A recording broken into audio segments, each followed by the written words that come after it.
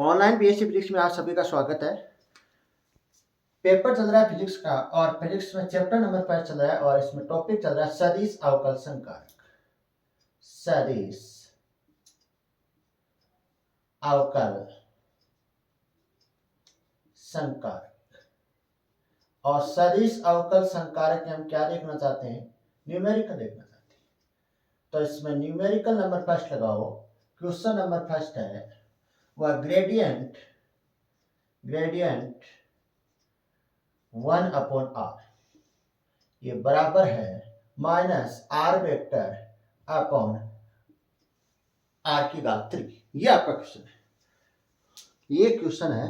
तो इसका क्या करते हैं, हल करते हैं। आपको क्या दे रखा है? ग्रेडियंट दे रखा है और ग्रेडियंट के साथ क्या दे रखा है? 1/r। 1/r ये कौन सी राशि है? अदिश राशि है और अदिश राशि के साथ क्या आ रहा है? ग्रेडियंट आ रहा है। तो इसको किस प्रकार से लिखा जाता है ये आपको पता होना चाहिए। अगर ये आपको पता नहीं है ग्रेडियंट को किस प्रकार से लिखा जाता है तो पिछली वाली क्लास में देखना। पिछली वाली क्लास में आप देखना कि ग्रेडियंट को किस प्रकार से लिखा जाता है, डाइवर्जेंस को किस प्रकार से लिखा जाता है और कर्ल को किस प्रकार से लिखा जाता है। तो ग्रेडियंट मैं ग्रेडियंट को किस प्रकार से लिख सकता हूं? ग्रेडियंट को ध्यान में रखना, यहाँ पर डॉट नहीं, आप डॉट में लगा देना। ग्रेडियंट और 1/r के बीच आप डॉट नहीं लगाना है। तो इसको लिख सकते हैं ग्रेडियंट मतलब del vector upon r vector. इसको आप समीकरण नंबर क्या दे देना? ए दे देना। समीकरण नंबर क्या दे देना? ए दे देना। हम जानते हैं कि अगर आपको समीकरण नंबर ए समझ में नहीं आ रही है, समीकरण नंबर ए कहां से आई, तो आप पिछली वाली क्लास देखो आप सदिश अवकल संकारक। तो हम जानते हैं कि डेल वेक्टर क्या होता है? Del vector i cap del upon del x plus j cap del upon del y plus k cap del upon del Z.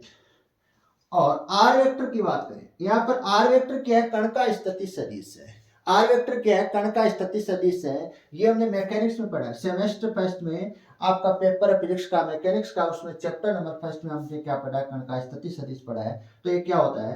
X आई के प्लस वाई जे के प्लस जेड के ये होता है। और इसको आप समीकरण नंबर क्या दे देना? 1 दे देना और इसको आप समीकरण नंबर क्या दे देना? 2 दे देना। अब मेरी बात ध्यान से सुनो। अगर हमारे पास क्या है? कोई अदिश राशि है। अगर हमारे पास क्या है? कोई अदिश राशि है, जैसे आर वेक्टर क्या है? अदिश राशि है। आर वेक्टर क्या अदिश राशि है और इसका मैं क्या लेना चाहता हूं? परिमाण लेना चाहता हूं। परिमाण लेने पर दिशा हट जाती है। क्या हट जाती है? दिशा नहीं रहती है। तो यहां पर इसका दिशा हटाने का सीधा सा तरीका है, परिमाण लेने का सीधा सा तरीका, इसका क्या कर दो? वर्ग कर दो। वर्ग करने पर इसकी क्या हो जाएगी? डायरेक्शन हट जाती है, केवल क्या रहता है? परिमाण रहता है। तो समीकरण नंबर 2 का हम क्या लेना चाहते हैं? परिमाण लेना चाहते हैं। तो समीकरण नंबर 2 का मैं क्या कर दूं? वर्ग कर दूं। तो वर्ग करने पर आई कैप जे कैप और के कैप क्या हो जाएगा? हट जाएगा। और यहाँ पर आई कैप और जे कैप दिशा को भेद करते हैं। एक्स दिशा में आई कैप आता है, वाई दिशा में जे कैप आता है और जेड दिशा में के कैप आता है। तो समीकरण नंबर 2 का क्या कर दूं? वर्ग कर दूं। समीकरण 2 का वर्ग करने पर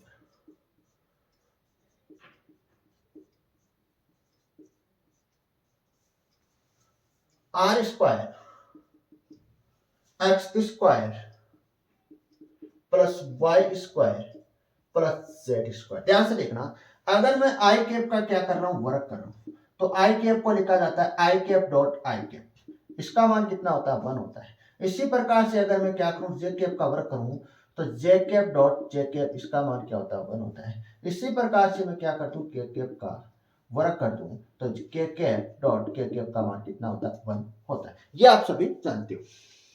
इसको आप समीकरण नंबर क्या दे देना? 3 दे देना।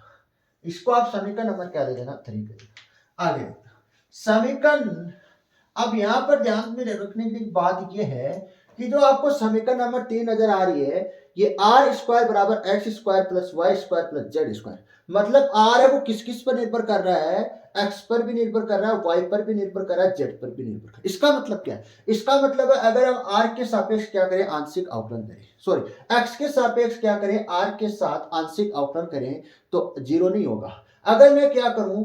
आर y के सापेक्ष r के साथ क्या करूं, अवकलन करूं तो भी जीरो नहीं होगा। अगर मैं क्या करूं, z के सापेक्ष r के साथ क्या करूं, आंशिक अवकलन करूं तो यहां पर जीरो नहीं होगा। क्यों नहीं होगा, क्योंकि r का जो r है वो x पर भी डिपेंड कर रहा है, y पर भी डिपेंड कर रहा है और z पर भी डिपेंड कर रहा है। तो समीकरण नंबर 3 का, समीकरण 3 का x के सापेक्ष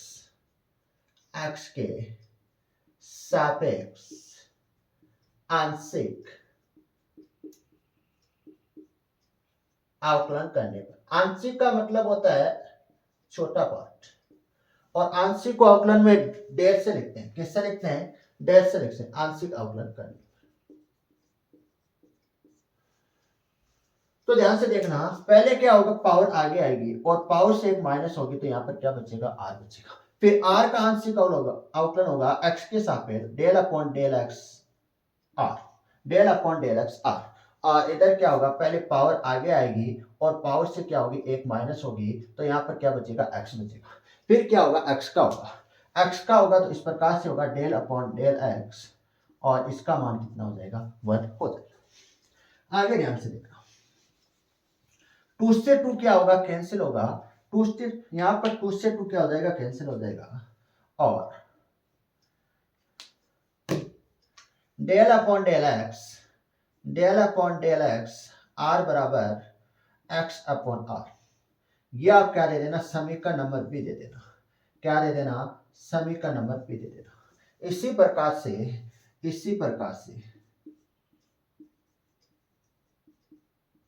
y की बात करते हैं, किसके सापेक्ष करते हैं, समीकरण नंबर 3 का क्या करते हैं, y के सापेक्ष अवकलन करते हैं। तो डेल अपॉन डेल y रहेगा, यहां पर क्या r है तो r लगा देना, यहां पर x के स्थान पर क्या लगा देना, y लगा देना, और अपॉन में r रहेगा।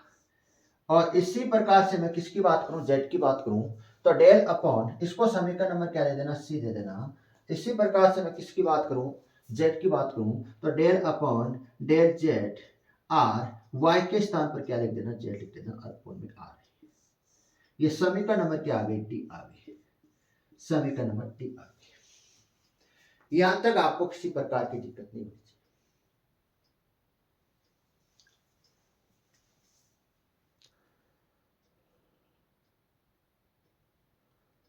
आगे ध्यान से देखना, आगे की कहानी को ध्यान से देखना। समीकरण नंबर ए में मैं क्या कर दूं, समीकरण नंबर 1 के स्थान पर ये मान रख दूं i cap del upon del x. समीकरण नंबर ए में डेल वेक्टर के स्थान पर मैं मान रख दूं i cap del upon del x plus j cap del upon del y plus k cap del upon del z का मान रख दूं समीकरण नंबर ए में डेल वेक्टर के स्थान पर।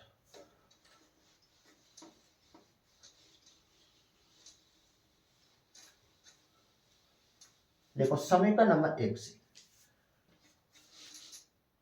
समीकरण ए से तो ग्रेडियंट ऑफ 1 अपॉन आर बराबर i cap del upon del x plus j cap del upon del y plus k cap del upon del z कोष्टक और 1 अपॉन आर। इस 1 अपॉन आर को मैं क्या लिख सकता हूं, 1 अपॉन आर को हम लिख सकते हैं आर की घात -1। लिख सकते हैं या नहीं लिख सकते हैं, बिल्कुल लिख सकते हैं इसको। इस प्रकार से 1 अपॉन आर को मैं क्या लिख सकता हूं, आर की घात -1 लिख सकता हूं। तो ग्रेडियंट ऑफ 1 अपॉन आर बराबर i cap del upon del x, और अंदर क्या कर दूं, गुना कर दूं। अंदर मैं 1 अपॉन 1 की पावर -1 की क्या कर दूं, आर की घात -1 की क्या कर दूं, अंदर गुना कर दूं। नहीं, इस प्रकार से लिखो पहले i cap del upon del x j cap del upon del y plus k cap del upon del z, और बात क्या चल रहा है, आर की घात -1। इस आर की घात -1 को क्या कर रहा हूं, अंदर गुना कर रहा हूं। तो ग्रेडियंट ऑफ 1 अपॉन आर बराबर i cap del upon del x r की घात -1 plus j cap del upon del y r की घात -1 plus k cap del upon del z r की घात -1। इसको आप क्या दे देना, समीकरण नंबर 4 दे देना। समीकरण नंबर क्या आ गई, 4 आ गई। समीकरण नंबर आप 4 दे देना। और इस समीकरण नंबर 4 में ध्यान से देखना, 3 टर्म आपको नजर आ रही है। Term number first, term number second और टर्म नंबर 4। इस तीनों टर्म की क्या निकालेंगे, मान निकालेंगे। I cap del upon del x r की घात -1 का मान निकालेंगे। फिर हम निकालेंगे j cap del upon del y r की घात -1 का मान निकालेंगे। फिर हम निकालेंगे k cap del upon del z r की घात -1 का क्या निकालेंगे, मान निकालेंगे। तो पॉइंट नंबर, समीकरण नंबर 4 के बाद लगाना पॉइंट नंबर फर्स्ट।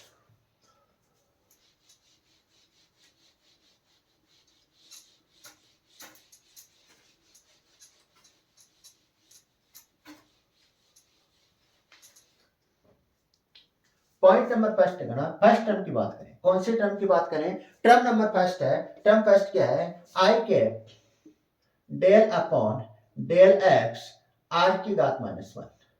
तो पहले क्या होगी, पावर आगे आएगी, और पावर आगे आने के बाद पावर से क्या होगी, एक माइनस होगी। फिर आर का क्या हो जाएगा, आउटलन हो जाएगा, आंशिक आउटलन हो जाएगा। किसके सापेक्ष, एक्स के सापेक्ष।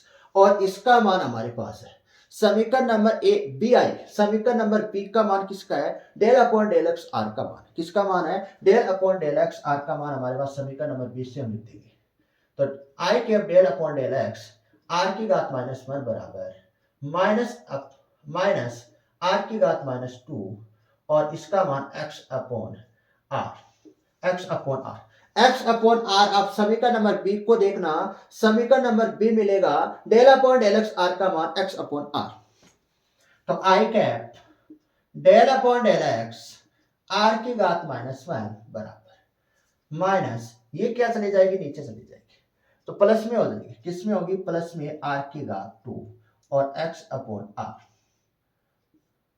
और आई के del upon del x r की घात -1 माइनस एक्स आर की घात 3। यहां पर ध्यान में रखना, यहां पर कोष्टक लगाना और आई कैप भी चल रहा है। ये आई कैप को ध्यान में रखना, आपको आई कैप भी चल रहा है इधर, आई कैप,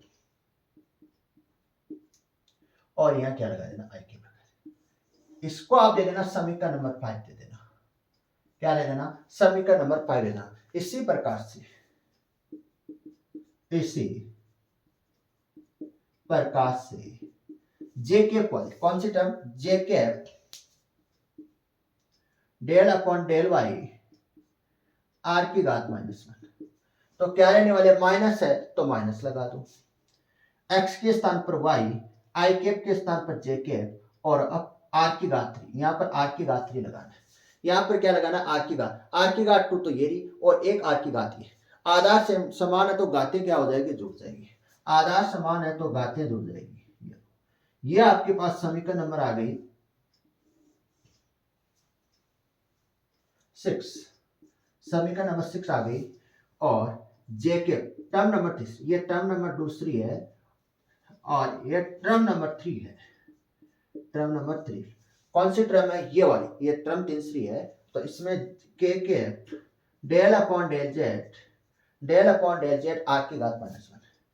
तो यहां पर क्या है, के है तो के है, पहले माइनस, पहले क्या लगाना, माइनस है तो माइनस, और के यहां पर क्या y है, y के स्थान पर क्या लिख दो, z लिख दो, और इस के को लास्ट में लगा दो, z के अंत में लगा दो इसमें, और r की घात 3। ये आपके समीकरण नंबर 7 आ गई।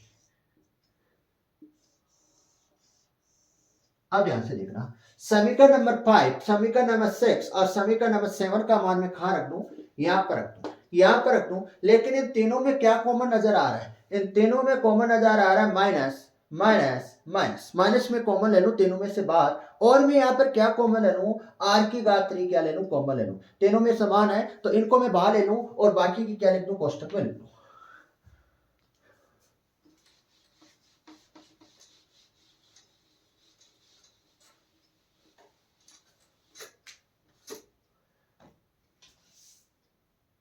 समीकरण 5, 6 व 7 का मान समीकरण 4 में रखने पर, समीकरण 4 में रखने पर ये हमें मान रखना है।